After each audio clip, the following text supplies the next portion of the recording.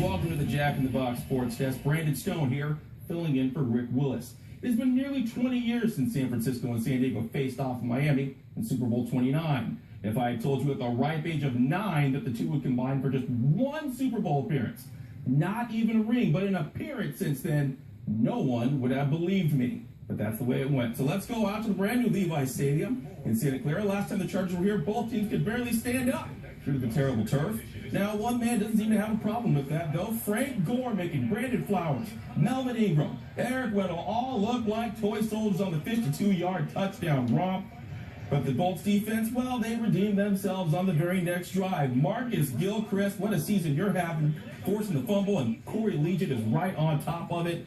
But their luck would run out quickly. Chris Watt carted off the field with an ankle injury, the fifth center to go down, and the perfectly healthy Phillip Rivers looking not so healthy. The floater easily picked by Parrish Koch, and the ghost of Colin Kaepernick pass returns. The rollout toss going straight to Ellington. It's 14-0. Things get worse right after this dance when Rivers is picked again. This time by Antoine Bethea, and he is off like a rocket. The Bolts in a 21-0 hole in the second quarter. But Rivers would finally get rolling, hitting Eddie Royal for this touchdown. Royal also catching his 50th ball of the year, which means $500,000 is in his next paycheck. But there's just enough time on the clock after this touchdown for Captain Cap to do business. Jet sweep to Bruce Ellington. Ingram gets exposed. Wright gets injured. And San Francisco gets a 28-7 lead at snap time. We return, and this one is a shootout. Rivers to Antonio Gates. That's a touchdown right there. Falling in, and then Ricardo Matthews stripping Cap, and Legion's going to recover this one after it's knocked and poked out right in the end zone. 7-point game for exactly 1 minute. The aforementioned Kaepernick slicing the Chargers defense into tiny little pieces, escaping the pocket, not looking back. That is a 90-yard romp, a 90-yard run. Can you believe it?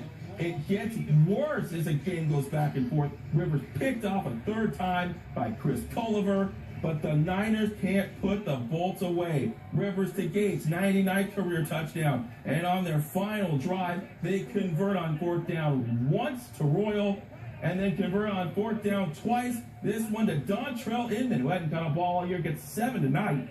And with 29 seconds to go, Rivers to Floyd, and they tie this one up at 35. We are going to overtime. San Fran gets the ball first in OT, but Eric Weddle punching this ball out of Quinn Patton's hand right before his knee is down. Chargers end up going down the field. Nick Novak from 40 yards out. Absolutely no doubt. Chargers win. Chargers still alive. Let us go to the Chargers board as they survive 38-35.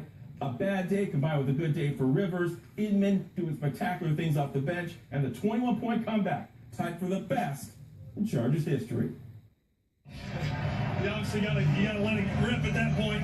Pick a guy and let it go. And Eddie made a great diamond catch, and Dontrell made a great catch too. The offensive line, we didn't have a sack.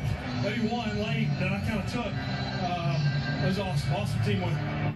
All right, those waiting for the Bolts will receive the Eagles in Washington as an appetizer, maybe the kind you want to send back, though. All right, LaShawn McCoy fantasy owners, you had a good weekend on championship weekend. Deshaun Jackson fantasy owners, you had a good weekend on fantasy weekend. Darrell Young fantasy owners, I don't believe you exist, but you had a good one, too, if you did 2 touchdowns for him. Kai Forbeck putting the Eagles' playoff hopes in peril with this game-winning field goal. Game-winning field goals everywhere today. Washington wins it. The final 27-24. All right, let's go to state bowl games. El Cap, the latter of 2 state bowl teams for the San Diego section. Capucci and company facing Campolino for the Division III crown. Hope you didn't have to do business in Lakeside today. I'm pretty sure everybody was 2 hours up the road. Now let's get out to this game here after a Cooper touchdown. Sam Malero getting the beautiful pick. And then Bradley Cagle, he's going to go to Joey Getula-Chapa to tie it up. But that's the last we see of Cagle for the half.